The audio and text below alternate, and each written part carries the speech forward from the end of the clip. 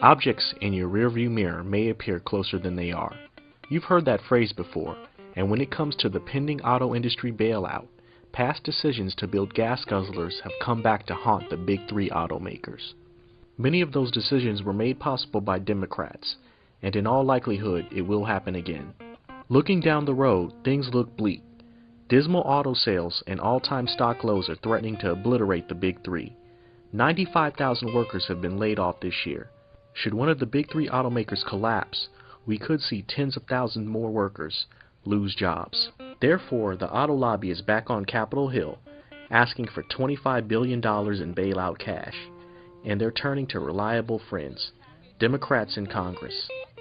House Speaker Nancy Pelosi and Senate Majority Leader Harry Reid are requesting that the Treasury Department siphon off funds from the $700 billion bailout package.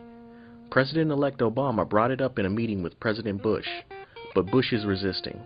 Over the years, the auto lobby lavished millions on Congress to block higher fuel mileage standards, which would have forced the industry to create more fuel-efficient cars. Had they acted years ago, the big three might have better world market share today.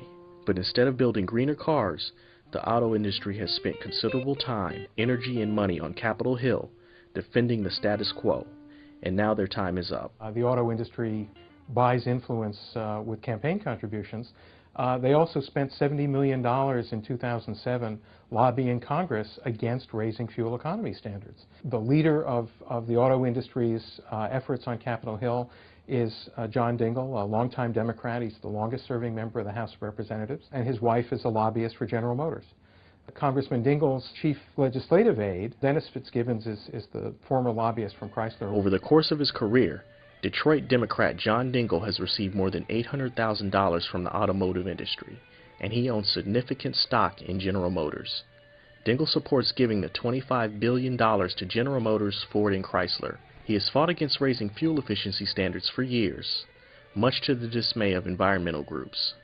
Many say if lawmakers like Dingell had not protected automakers, they might have adapted. First of all, they deny the problem. Secondly, they've said, we can't make cars that go 40 miles per gallon, which is what we've been advocating for many years. Now, of course, I drive a 50 mile per gallon hybrid, and that made it harder for them to make that argument. So they say, well, but it'll cost billions of dollars, and we'll end up shutting down all of industry, and there will be thousands and thousands of jobs lost. In early 2007, Congress finally passed new corporate average fuel economy, or CAFE standards. It required all cars on American roads to reach 35 miles per gallon on average. But the auto industry has until 2020 to make that happen. Members of Congress got tired of being lied to by auto companies. Their constituents were demanding that Congress do something about high gas prices. They were concerned about global warming. The states were moving forward with clean car legislation. Tom Carper from Delaware got up and said, look, you've always told me that if we ever passed CAFE standards, you'd lose market share money and jobs.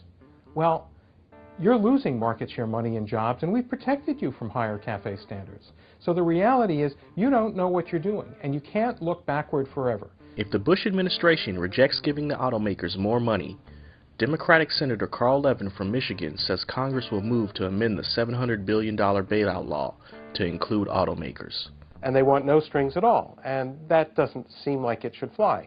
If it's our tax money, we should get something for it, and the thing that we really need is less pollution, less global warming, less oil addiction, and saving money at the gas pump, and that's what more efficient cars can give us. Critics pose an even more important question. How long will the government's crutch be necessary? In addition to the cost of refitting their plants, they don't even have the vehicle designs to do the job. Ford and General Motors will be able to bring over some vehicle designs from Europe. Chrysler doesn't even have that. It's not really in a position to put a competitive vehicle on the ground. The auto industry, like Wall Street, will likely get the bailout. Even after years of bad decisions, taxpayers will pick up the tab. With billions headed their way, many doubt Detroit has learned its lesson. Consumers can only hope that American automakers are ready to permanently shift gears.